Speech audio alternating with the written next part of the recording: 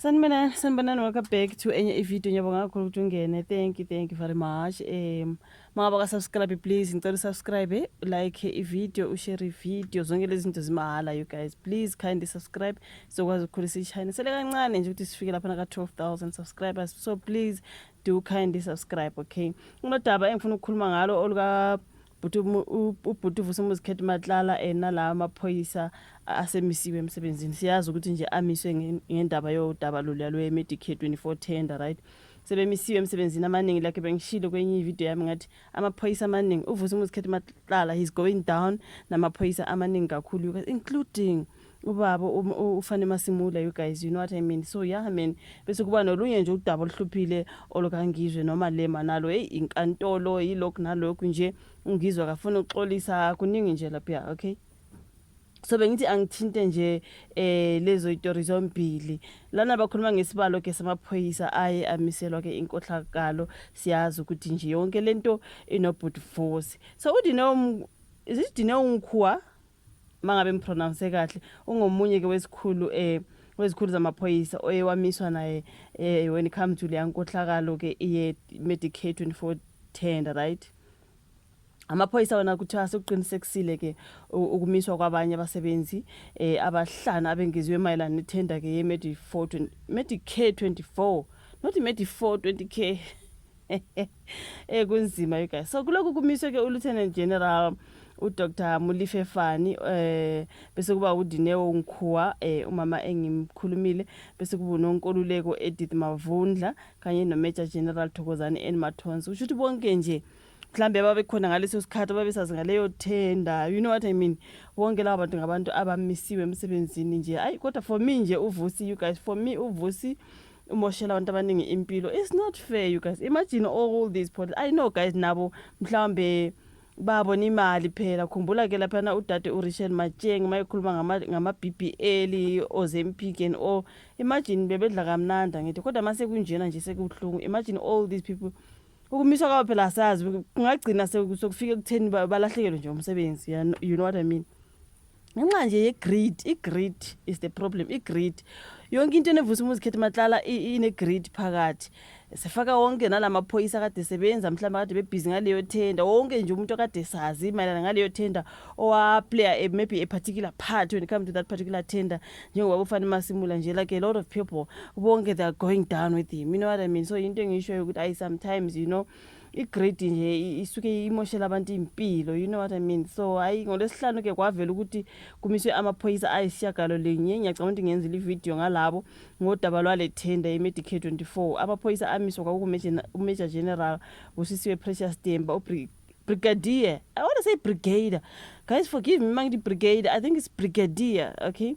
Brigadier Richard Matsheng, Brigadier Alpheus Thembinkosi Ngema, Brigadier Patrick Netengwe, uBrigadier Kirsty Jonka, uBrigadier Onika Ofense Tlhwale, noColonel Nonjabulo Nomfundo Mngadi, noColonel Nethewi Right, noBrian Katsenge. Amaphoyisa lawa you guys eniwabona esithombeni noVusumuzi Matlala, I'm sure ngizosilahlela on my screen. Right, banoVusumuzi laphana basecourt and just imagine nje ume nalesi sigebengu lapha enkantolo sikumoshela umsebenzi impilo yakho is just ruined. Ay mhlambe nje nemali awungathola ngamaletheni ayibaningi phela guys, how many of them, you know what I mean. So laba kuthiwa beyingxenye ke yekomiti lokuhlola izicelo maqondana nenqubo yethenda leyo Medicare 24. So amalunga athintekayo amisiwe emsebenzini kusalindwe nje ukuphothulwa kophenyo lokuqondiswa kwezigwegwe noluhlobane nalo lolo daba. So can you imagine into engisho ukuthi I feel like ubhuti Vusi is just going down with a lot of people. For me nje cha ngeke. Bese kuba udaba loka Julius Malema, you guys, nongizwe yo hey. Hayi yabona ubhuti ungizwe according to me, bhuti wami yazi ukuba nje nekhanda eliqinile angithi ikhanda lomile akusizi. Xolisa udlule kuleyo nto. Xolisa udlule kuleyo nto manje seyinikele emaphoyiseni manje yase kukuningi nje laphana. Sibona ukuthi Julius Malema has filed another contempt of court application against Ungizwe Mchunu. Sebafuna manje Ungizwe Mchunu aboshwe 6 months in prison. Kumbula bekhulunywe ke ngo 10 days in prison in manje sokhulunywa ngo 6 months. Ngempela bafuna ukumfaka ejele Ungizwe.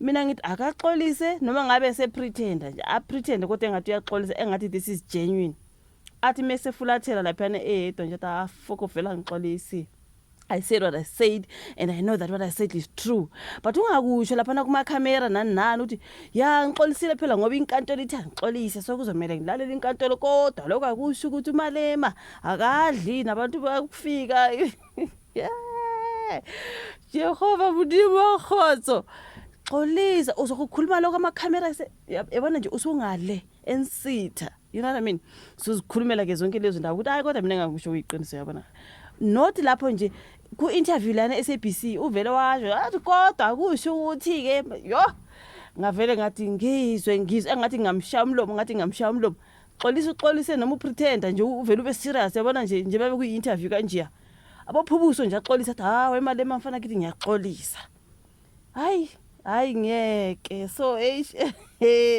umongazi ungize hayi ukuzenzela nje into zibe simple makuthi apologize inkantolo mathi apologize just apologize even if you know deep inside ukuthi wena nje you stand with what you said at least ixolisa ngoba inkantolo ithi xolisa the court is the court you can't go against the court so masho uxolisa uqede lapho ungezelela ukuthi hayi ngiyaxolisa yebo phela ukuthi angixolise ngiyaxolisa kodwa okusalayo ke ngangishilo still we are going back to square one akuxolisanga you know what I mean